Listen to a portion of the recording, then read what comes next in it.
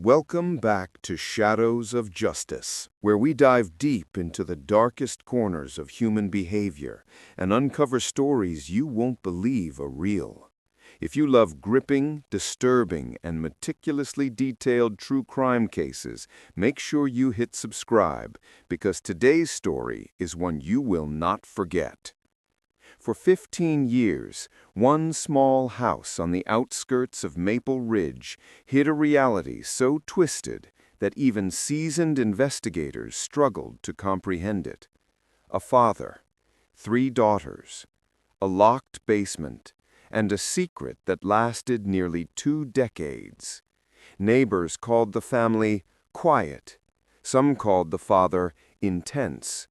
No one asked why nobody had seen the daughters since they were little.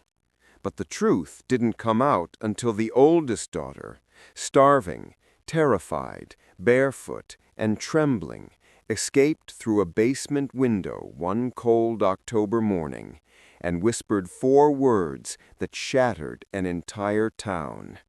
"We're still down there." The perfect family that never was. Maple Ridge was a peaceful town, one of those places with warm fireplaces, friendly neighbors, and quiet nights broken only by the occasional barking dog. Crime was rare. People trusted one another. Kids rode bicycles on tree-lined streets without fear. And in the center of it all lived the Merediths. To the outside world, Patrick Meredith, a tall, broad-shouldered man with stern eyes, was a devoted husband and father. He worked maintenance at the local power plant, rarely missed a shift, and never raised his voice in public. He had a reputation for strictness, but in a town like Maple Ridge, discipline wasn't frowned upon, it was admired. His wife, Laura, had once been the warm light in the household. Soft-spoken, kind, the type of woman who brought cookies to school events and volunteered at the library. Their daughters, Grace, the oldest, was shy and intelligent. Lily was curious and bold, and little Rose was the quiet baby who mostly clung to her mother's shoulder. They seemed ordinary, peaceful, maybe even happy. But all of that changed in one night. On a stormy September evening, when Grace was just 6 and Rose barely walking, Laura Meredith vanished. Police searched, neighbors speculated, some whispered about foul play, others suspected foul play. Patrick claimed she walked out with a man she'd been seeing. There was no proof, no body, no trace. Within months, the case went cold. And then something else happened, something nobody noticed at the time. The children, once lively and visible, disappeared too. Patrick told everyone he was homeschooling them, and in a town like Maple Ridge, people believed him. Behind the walls of the Meredith home, another world existed, one sealed away from sunlight, freedom, and hope. Beneath the living room, behind a locked steel door Patrick had installed himself, was a soundproof basement he called the root cellar. But it was no pantry. The room was cold, always damp, with a small grated window near the ceiling barely large enough for a child's hand to slip through. He set down rules the very day he pushed the girls inside. No speaking unless spoken to. No lights after 8 p.m. No walking up the stairs, ever. No asking about their mother. No crying. No disobedience. Any violation was punished with starvation, isolation, or beatings with his belt. To the girls, Patrick was not dad. He was the keeper, the man who controlled the light, the food, the air, the freedom. The one who told them that the outside world was filled with people who wanted to hurt them or take them away. He convinced them they were safer underground. He told them their mother had abandoned them. He told them no one wanted them except him. Each year blended into the next. Suffering became routine. Fear became oxygen. Silence became survival. Grace, the oldest, grew up the fastest. She became the caretaker, bandaging Lily's wounds, calming little Rose when she woke up crying, teaching her sisters to whisper softly enough not to anger him. Lily, fiery and rebellious, kept hope alive. She believed their mother was out there, believed the world outside couldn't possibly be as dangerous as Patrick said. Rose, the baby, grew up never knowing sunlight, never attending school, never holding a doll, never understanding freedom. Their entire world was a concrete room, a locked door, and a man who believed he owned them. And yet, Patrick grew careless. He grew old, and he grew arrogant. He stopped locking the great window after repairs. He underestimated the oldest daughter's quiet strength, and he never expected that the girl he had broken for 15 years would be the one to bring him down.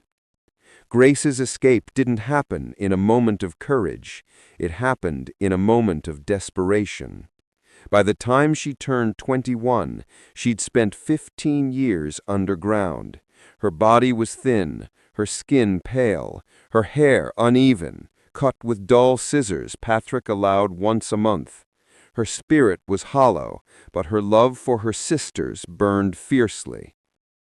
Patrick had grown unpredictable, increasingly paranoid. He drank heavily. He shouted at the walls.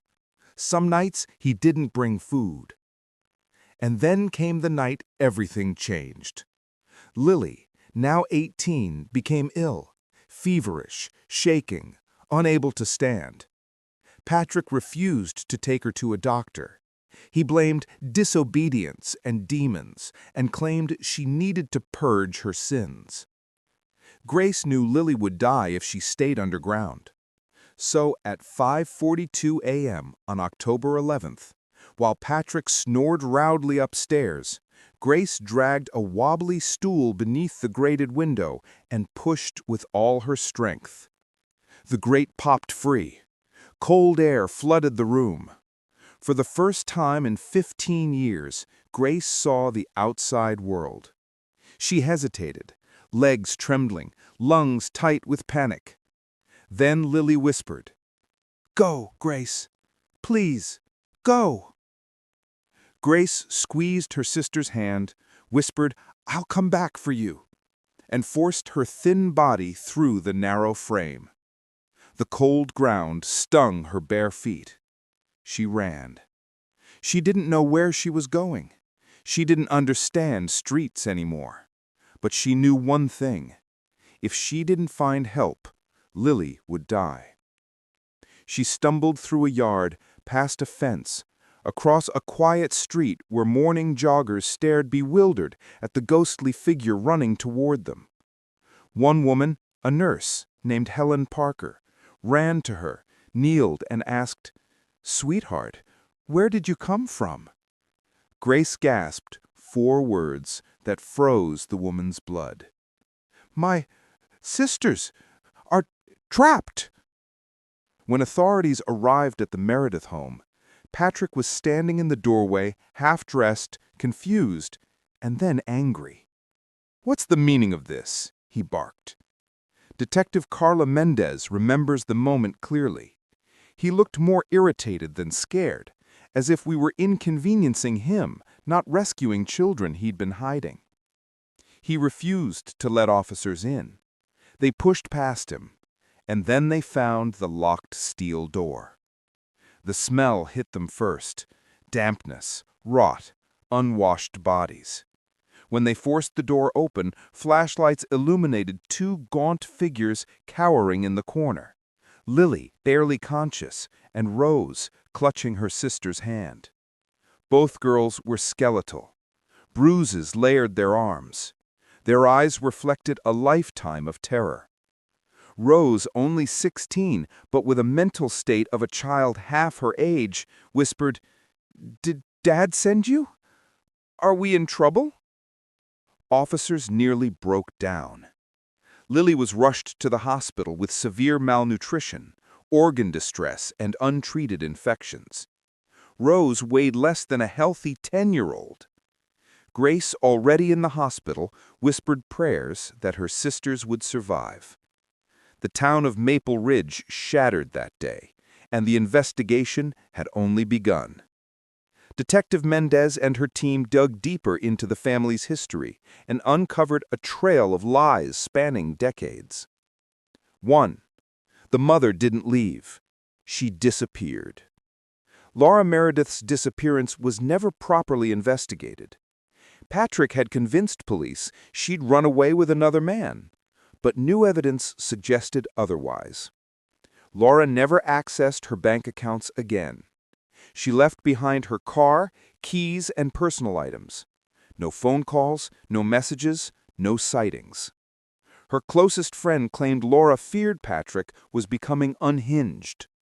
When detectives revisited the old case, one chilling detail surfaced. A neighbor remembered a loud argument the night Laura vanished, and something that sounded like furniture being dragged. Patrick never reported her missing. He told people she abandoned him. He forged her signature to withdraw money from their joint account. Investigators began to suspect he'd done more than imprison his daughters. They suspected he'd killed his wife. But there was still more. 2. Patrick built the basement room months before she vanished. Hardware store receipts showed he'd purchased steel bolts, reinforced door hinges, soundproofing panels, and heavy padlocks. Laura vanished weeks later. 3. The girls' birth certificates were forged after age 6. Paperwork revealed Patrick forged new documents claiming he was homeschooling his children. He filed them annually. He kept everything clean, giving authorities no reason to look closer. 4. Neighbors were manipulated. Patrick often said, "The girls are sick. The girls have allergies. The girls don't like strangers. The girls are shy. The girls prefer staying in." In a sleepy town, nobody questioned it. The girls' testimonies crushed the jury. Grace later testified, "I thought the world outside didn't want us. I thought I deserved the dark. He told us sunlight burns wicked children." Rose testified softly, "We didn't know other families hugged each other. We didn't know birthdays were real." Lily, still recovering, added, "He said if we left, people would shoot us. I believed him until I saw the sky that morning, and it didn't hurt." The truth painted a nightmare no fiction could rival. Patrick never confessed openly, but psychologists analyzing the case concluded, 1. He was obsessed with control. Society wanted to take his family. His daughters needed protection. Only he could raise them properly. His strictness mutated into possession, then into tyranny. 2. He feared abandonment. Experts believe Patrick killed his wife in a rage after she attempted to leave. Rather than risk his daughters learning the truth, he locked them away. 3. He wanted a world where he was God. Inside the basement, he controlled every variable: food, light, speech, sleep, knowledge, pain, survival. It fed a twisted sense of power. 4. He hated women and feared losing authority. Interviews with former co-workers revealed he often said, "Women need to be kept in line. You can't trust them once they start thinking." His daughters were victims of his misogynistic paranoia. The basement was his insurance policy. If the girls stayed hidden, they would never question their mother's disappearance. Control, fear, power, narcissism. That was Patrick Meredith's motive. Patrick pleaded not guilty, insisting the girls chose to stay inside. He was protecting them from the world.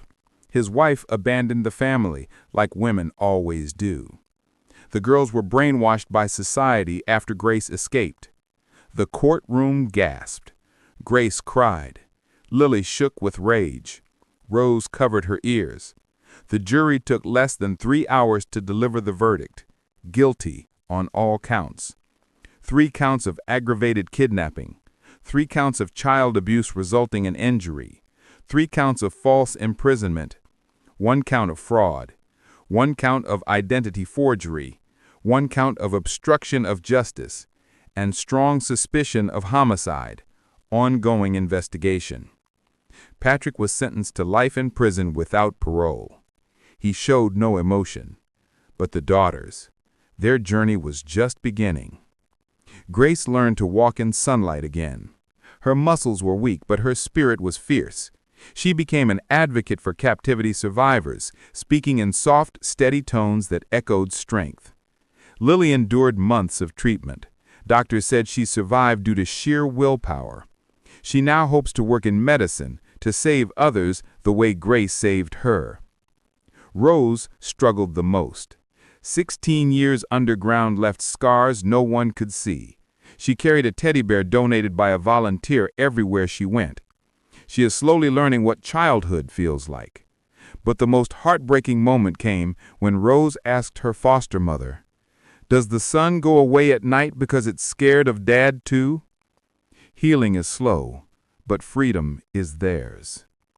Police are still searching for the remains of Laura Meredith, and the investigation into her disappearance remains active. But her daughters, once entombed in darkness, now walk in a world of possibilities. They survived. They escaped. They live. And it all began when one terrified young woman looked through a tiny basement window and chose courage over fear. Thank you for watching Shadows of Justice.